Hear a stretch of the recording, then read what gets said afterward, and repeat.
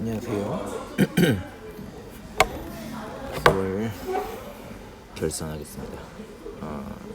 늦어진 이유가 9월께 지금 그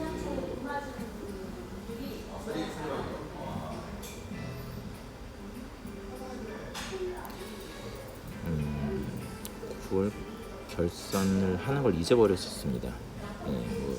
여러 가지 다른 일로 바쁘다가 보니까 한 줄 알았습니다. 9월 걸 한 줄 알았는데 예전 영상을 보다 보니까 9월 게 없더라고요. 그래서 지금 꽤 되는 겁니다. 9월 순자산은 3억 200만 원입니다.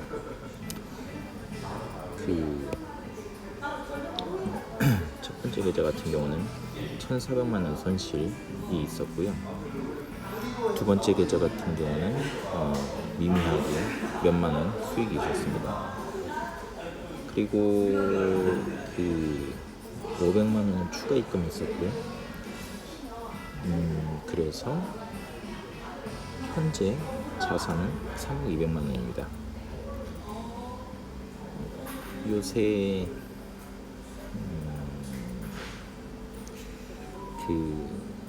그런 거 있지 않습니까? 매매하는 방식을 올릴까 말까 라고 생각을 하는데, 사실 예전에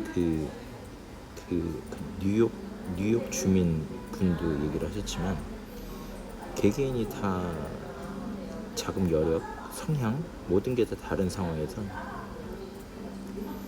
다른 사람들이 어떻게 매매를 하고 있는 거가 본인에게 그렇게 참고가 될 수 있을까라는 생각을 합니다. 왜냐면은 따라한다라고는 하지만 그게 따라 할 수가 없는 부분이거든요. 예를 들면 제가 500을 넣으면 다른 분들도 500을 넣는다. 근데 좀 더 구체적인 예를 들겠습니다. 예를 들면 지금 미국 국채가 위기라고 하지 않습니까? 그것 때문에 위기라고 얘기를 하는데, 근데 그거는 기존에 거기에 투자가 돼 있는 사람들에게는 위기지만, 이제 구매를 하는 사람들에게는, 이제 매수를 하는 사람에게는 엄청나게 큰 14년 만, 16년 만의 기회거든요. 16년 만의 기회라는 거는 확률로 따지면 엄청나게 낮은 확률의 좋은 기회라는 겁니다. 그러면 예를 들면 지금 제가 거기다가 5천만 원을 넣습니다. 그러면 어떤 분들이 거기다 5천만 원을 넣어요. 근데 어떤 분들은 그게 5천만 원이 전체 재산이고요. 예를 들면 저에게는 5천만 원이라는 건 10분의 1밖에 안 된다는 거죠. 그래서 다시 예를 들면 지금 지수가 ETF EDV가 65라고 합니다. 그러면 다른 분들은 40, 50 그 이하로 떨어진다 그래도 다시 추가 매수를 할 여력이 안 돼요.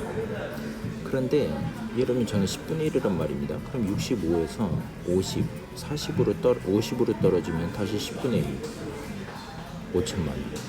그 다음에 다시 40이 되면은 얼마야? 다시 1억. 이제 30이 되면 2억. 이런 식으로 넣을 수가 있단 말입니다. 근데 다른 분들은요 5천만 원 다 끝난 거예요. 그러면 5천만 원을 초기에 넣었던 사람들은요 엄청나게 손해, 기회비용 상실이 될 수가 있는데, 얘기를 하자면은 길어지고 오히려 더 혼동스럽긴 하지만, 어쨌든 간에 이러한 간단하게 이렇게 예시를 드는 것처럼 똑같게 하는 것이 대단히 어렵다라는 것입니다. 이것을 또 어떻게 제가 체감을 하고 있냐면은, 예를 들면 저희 부모, 가족들, 예를 들면 저희 와이프 따라하는 것 같고 똑같이 제 얘기를 듣고 제 얘기대로 한다라고는 본인들은 그렇게 생각하지만 전혀 그렇게 되고 있지 않습니다. 오히려 착각을 불러일으키는 것 같더라고요. 그런 이유에서 저도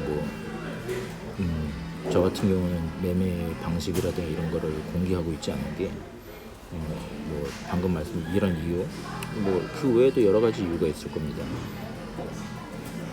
여러 가지 이유가 있는데, 일단은 이것도 그 이유 중에 하나입니다. 섣불리 다른 분들에게 착오를 일으키게 되는 것이 될까. 그렇습니다. 이번 9월 결산 이만 마치고요. 10월 결산으로 다시 뵙겠습니다. 또 하나 말씀드리고 싶은 거는 물타기라는 건요, 사실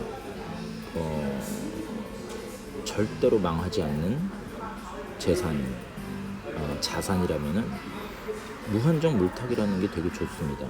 그리고 무한정 물타기라는 것도 가면 갈수록 더 그 배수로 돈만 많으면 기하급수적으로 더 들어가게 되면은 손실이 순식간에 복구가 됩니다. 물론 그 전제 조건은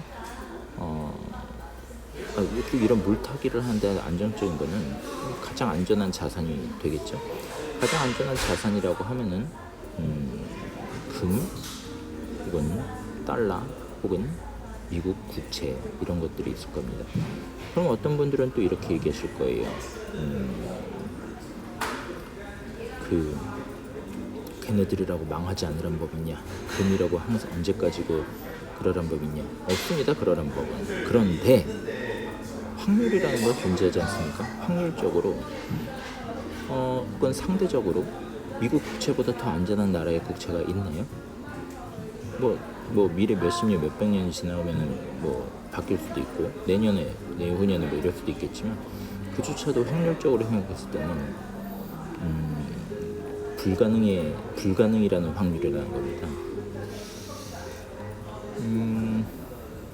그리고 그러한 확률을 걱정해서 투자를 못 하신다, 결정을 못 내리신다면요, 사실 오늘 아침에 일어나셔서 문 밖에 나가시면 안 됩니다. 왜냐면 문 밖에 나가서 교통사고 당할 확률이, 혹은 마른 하늘에 날벼락 맞을 확률이 그보다 더 높을 때니까요.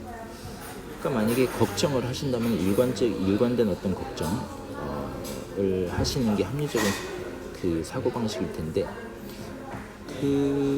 한편으로는 그렇게 희박한 확률을 걱정하시면서 한편으로는 그보다 더 높은 확률에 대해서 무덤덤하다는 것은 상당히 비합리적인 사고방식이 될 것이고요.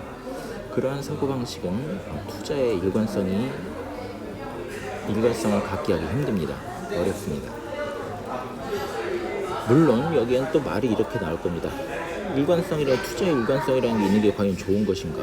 당연히 잘못된 것을 일관적으로 하는 건 안 좋을 것이고요. 잘된 것을 일관적으로 하면 좋을 것입니다. 그럼 그건 판단 어떻게 하나요? 그러한 판단들, 우리가 지금 대화를 하고 있는 어떤 이러한 내용들은요, 사실 머리로만 상상을 하고 머리로만 생각을 하고 머리로만 논리적으로 생각을 하게 되면, 사고를 하게 되면 그 어떤 일도 다 가능하고 그 어떤 일도 다 불가능하고 그렇게 됩니다. 그렇기 때문에 결과적으로 보여줄 것이라고는 결과죠. 아무리 머리로 옳은 생각인 것 같고 아무리 머리로 틀린 생각인 것처럼 보일지라도 그 결과가 항상 옳거나 그 결과가 항상 틀리다면은 그 결과가 그 생각을 맞는 생각인지 틀린 생각인지를 보여주는 것이라고 생각을 합니다. 그래서 또 추가적으로 그냥 이런저런 잡담식으로 말씀드리면, 이러면 경제학 박사들이 이렇게 말로만 듣고 있으면요, 경제학 박사를 경제에 관련해서 혹은 어떻게 그 사람들을 이길 수가 있겠습니까? 그렇죠? 논리적으로는, 합리적으로는, 과학적으로는 가장 그럴듯한 말을 하는 사람들일 텐데요. 하지만 우리는 알다시피 이 세상에서 가장 훌륭한 성공적인 투자가는 워렌 버핏이 대표 중에 하나라는 것을 알고 있습니다. 그러면 왜 그럴까요? 그 사람은 말보다는 실적, 성과로 보여주었고, 그렇기 때문에 신뢰할 수 있는 것이라고 생각을 합니다. 구구절절 이런저런 얘기 했는데요. 이번 이만 마치도록 하겠습니다.